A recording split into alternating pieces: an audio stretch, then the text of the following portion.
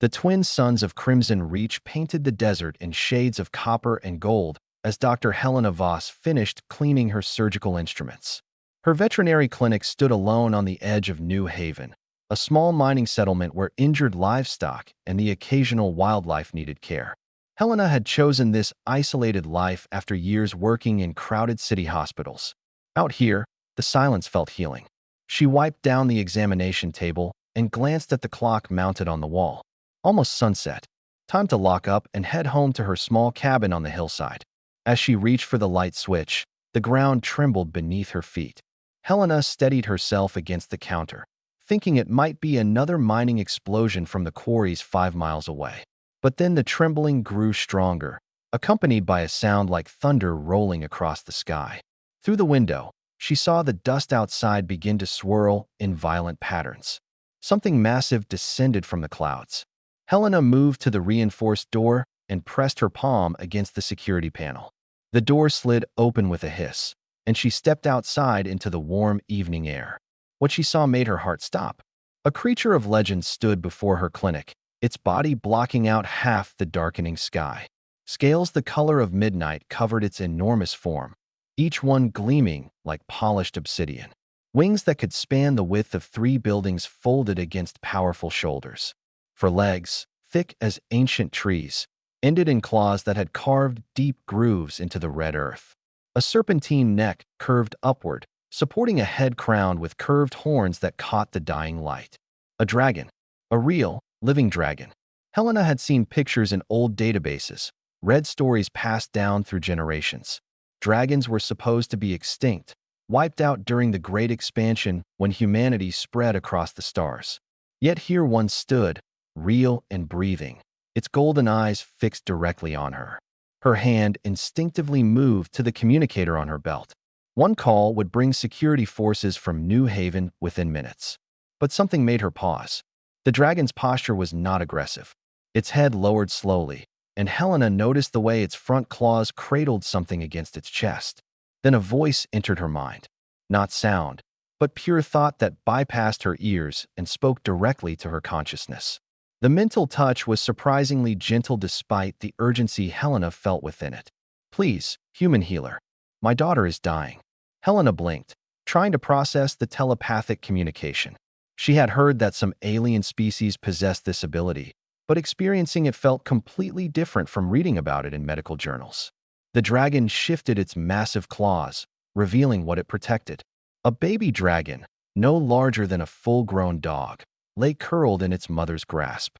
Silver scales covered the tiny creature's body, shimmering with an iridescent quality that made them appear almost liquid in the fading sunlight. But one of its wings hung at a terrible angle, the delicate membrane torn and bleeding. The baby's breathing came in rapid, shallow gasps. Its eyes, smaller versions of its mother's golden gaze, were half closed with pain. Helena felt her medical training override her shock. She approached slowly, her hands raised to show she meant no harm. The mother dragon remained perfectly still as Helena knelt beside the injured hatchling. The wing damage was severe.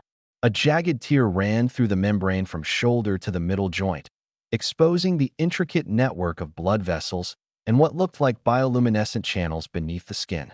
Helena had never treated a dragon before, had never even imagined she would need to, but the basic principles of anatomy remained the same across most species. This needs immediate surgery, Helena said aloud, then wondered if the dragon could understand spoken language as well as project thoughts.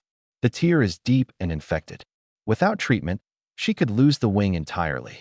The dragon's mental voice returned, filled with a desperation that transcended species. I have searched 12 worlds seeking help. My kind cannot heal wounds like this. Our regeneration does not extend to flight membranes once they are damaged this severely. But I have heard stories of humans, stories of your compassion for creatures not your own. Please, I beg you. My daughter's name is Nyx. She is only 3 months old. She has never known the joy of true flight. Helena looked into the baby dragon's eyes. Nyx whimpered, a sound so heartbreakingly similar to an injured puppy that Helena felt her resolve solidify. She thought of all the creatures she had saved over the years, from tiny desert mice to massive draft animals. Species had never mattered to her.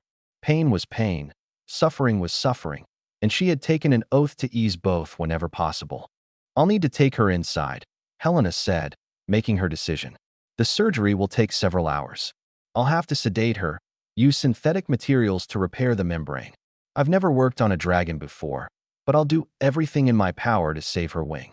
The great dragon lowered her head until it was level with Helena's face. Those ancient golden eyes studied her with an intelligence that seemed to peer into her very soul. Then the dragon spoke again, and Helena heard 3,000 years of pride humbled by a parent's love. My name is Emberus. I am entrusting you with the most precious being in my universe. Prove to me that the stories of human kindness are true. Helena carefully lifted Nyx into her arms. The baby dragon was heavier than expected, her scales warm to the touch. Nyx's eyes flickered open briefly, focusing on Helena's face with a look of innocent trust before closing again. I won't let you down, Helena promised. She carried the wounded hatchling into her clinic while behind her, Emberus settled into the red dust to begin her vigil, a mountain of scales and ancient patience waiting beneath the emerging stars. The operating lights hummed softly as Helena prepared her surgical station. Nyx lay on the padded table, her silver scales catching the light like thousands of tiny mirrors. Helena had administered a carefully calculated dose of universal sedative, a compound designed to work across multiple species. The baby dragon's breathing had slowed to a steady rhythm, her small chest rising and falling peacefully. Through the window, Helena could see Emberus silhouetted against the night sky. The mother dragon had not moved since Helena carried Nyx inside. Stars wheeled overhead, and the twin moons of crimson reach cast pale light across the desert. But Emberus remained as still as carved stone. Helena pulled on her surgical gloves and adjusted her magnification visor. Under enhanced vision, Nyx's wing membrane revealed itself as a masterwork of biological engineering. The tissue was not simple skin stretched between bones. Instead, Helena saw layers upon layers of specialized cells, each serving a different purpose. The outer layer was tough and flexible, designed to withstand the pressures of atmospheric flight. Beneath it lay a network of vessels that carried not just blood, but something else entirely. A faintly glowing blue substance flowed through these channels, pulsing with its own rhythm. Helena touched one of the intact channels gently with a probe and felt a tingle of energy against her gloved finger. Fascinating, she whispered. These must be the anti-gravity organs that allow something this size to achieve flight. She selected her finest microsutures and began the painstaking work of repair. Each stitch had to be placed with perfect precision. The membrane was delicate despite its strength, and one wrong move could cause more damage than the original injury. As her hands worked, Helena felt a gentle presence touch her mind again. Emberus's thoughts came like a warm breeze, careful not to disturb her concentration. You have done this before. Saved creatures you did not understand. Many times, Helena replied silently, finding that thinking her words was enough for the dragon to hear them. On my home world, I worked with alien species from a dozen different planets. Each one taught me something new about the diversity of life. She paused to thread a new suture, then continued her work on a particularly difficult section where the tear crossed several of the energy channels. Why do you do this? Emberus asked. What drives a human to care for beings so different from herself? Helena considered the question as she placed another perfect stitch. My mother was a xenobiologist. She spent her life studying alien ecosystems, believing that every form of life had value and purpose. She taught me that compassion should not have boundaries defined by species or appearance. When I was 10, she died trying to rescue a group of alien miners trapped in a collapsed tunnel. She could have waited for professional rescue teams, but she knew those miners had families waiting for them. She went in anyway. The surgical suite fell quiet except for the soft beeping of monitors. Helena worked steadily, her hands never faltering despite the emotion in her thoughts. I became a veterinarian to honor her memory, Helena continued, to prove that her belief in universal compassion was not naive or foolish. Every life I save, every creature I heal, it is my way of showing that she was right, that the universe is better when we choose to help rather than to ignore suffering. Emberus's mental voice carried a note of deep respect. Among my kind, we have a saying, those who honor the fallen by living their truths are the greatest warriors of all. Your mother would be proud. Helena smiled beneath her surgical mask. She finished repairing the main tear and reached for a container of synthetic membrane material. The substance was designed for repairing human lung tissue, but its molecular structure should bond with dragon biology. She carefully applied patches to the largest gaps, using a neural stimulator to encourage Nyx's own cells to accept and integrate the foreign material. The bonding process was faster than Helena expected. Nyx's cells seemed almost eager to embrace the synthetic patches, weaving around them and incorporating them into the natural tissue. Within minutes, what had been a gaping wound began to look like a complete wing again. "Tell me about your people," Helena said as she worked.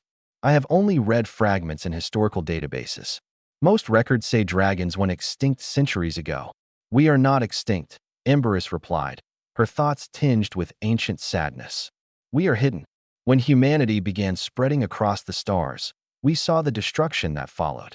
Planets stripped of resources, ecosystems collapsed, species driven to extinction. We decided to remove ourselves from the galaxy's stage. We retreated to hidden worlds, places where human ships do not travel. We watch from the shadows, collecting knowledge, preserving histories that others have forgotten. "But you came to me," Helena said. "You risked exposure to save Nyx." Emberus's thoughts grew warmer, filled with the fierce love only a parent could know. "I would risk anything for my daughter. I searched through my people's accumulated knowledge, seeking someone who might help. Your name appeared in our records. Dr. Helena Voss, frontier veterinarian, known for treating any creature in need regardless of species or ability to pay. I found reports of you saving a Krillian sand whale, a species most humans consider monsters. I read about you nursing a colony of Vespid workers back to health after a chemical spill, even though their venom could have killed you. I knew if anyone could help Nyx, it would be you." Helena felt humbled by the dragon's words. She moved to the final section of the repair, where the tear extended into the joint connecting wing to body. This was the most critical area, where nerves and energy channels converged. She worked with exquisite care, her enhanced vision allowing her to see individual nerve fibers. Hours passed. The night deepened outside, and the clinic's lights became the only illumination in the vast darkness of the desert.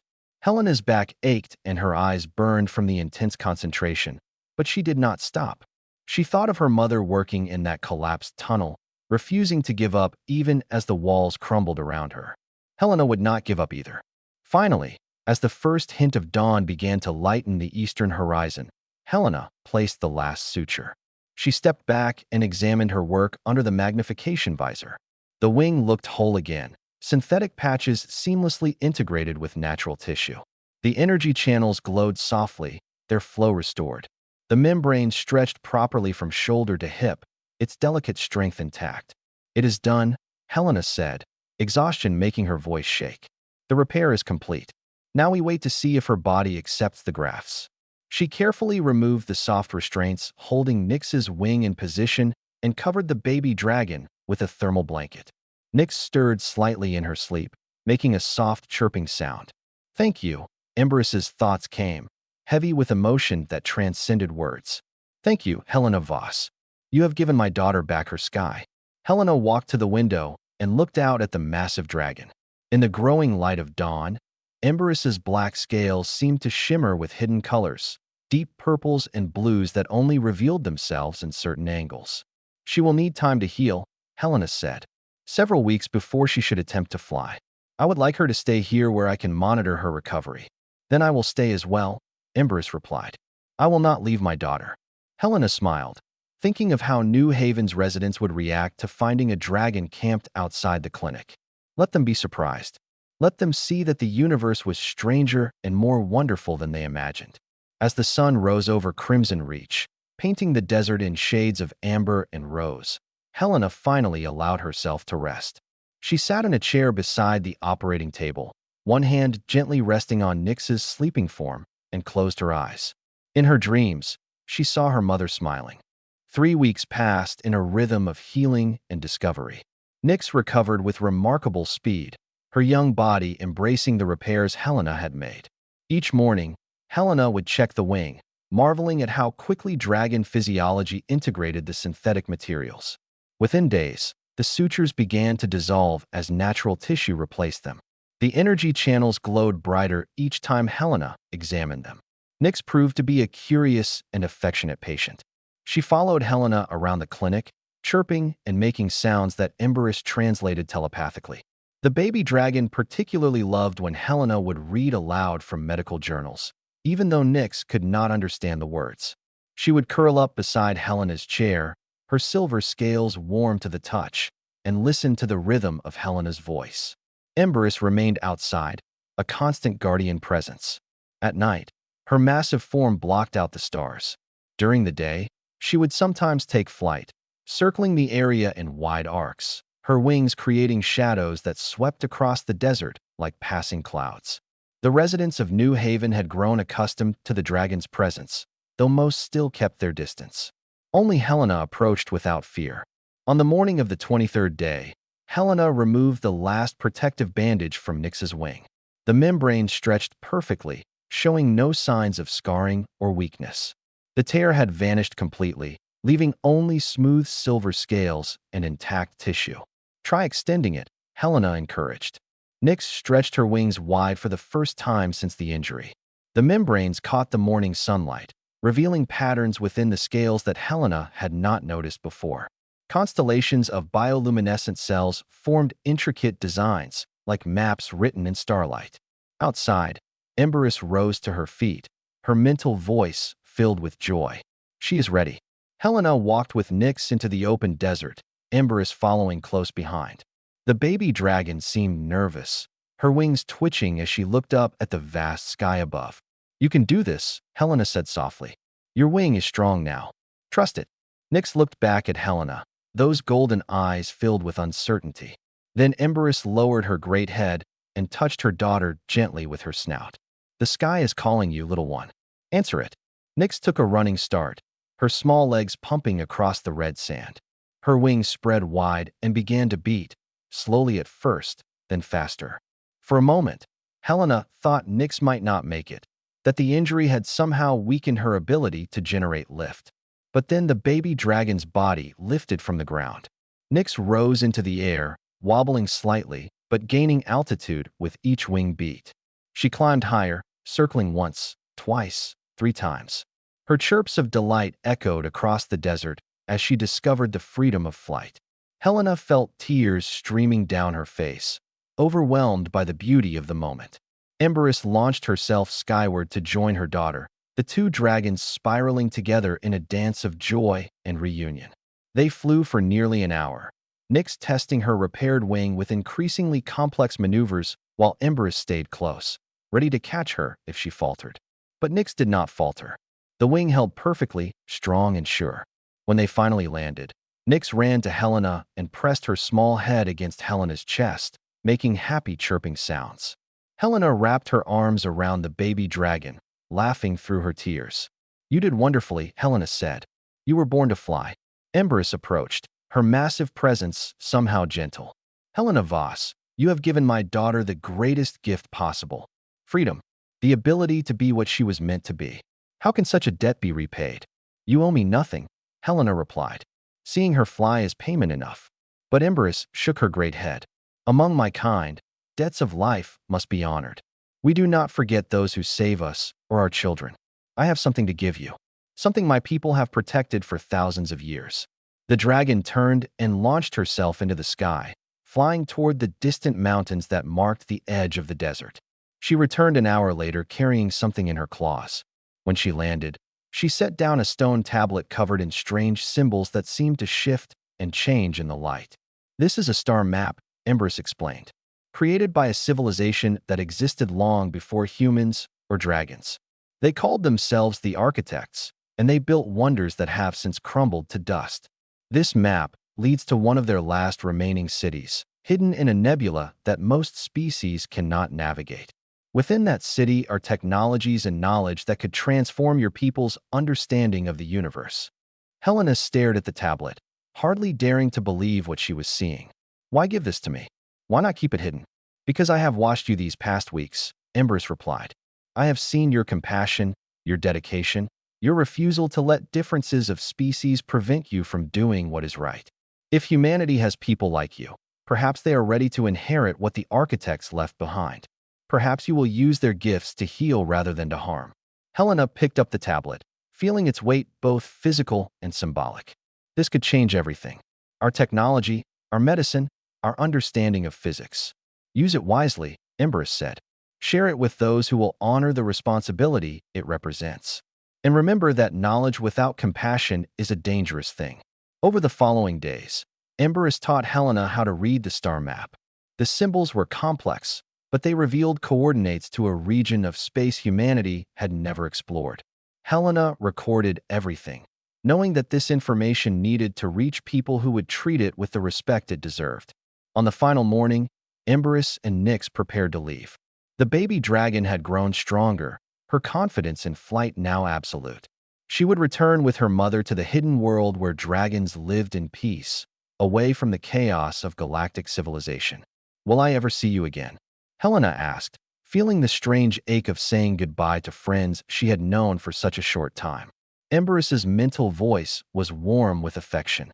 The universe is vast, but it is not so large that true friends cannot find each other again. We will meet once more, Helena Voss. This I promise. Nyx chirped and rubbed against Helena one last time, her silver scales gleaming in the morning sun. Then both dragons launched themselves skyward, their wings beating in perfect synchronization.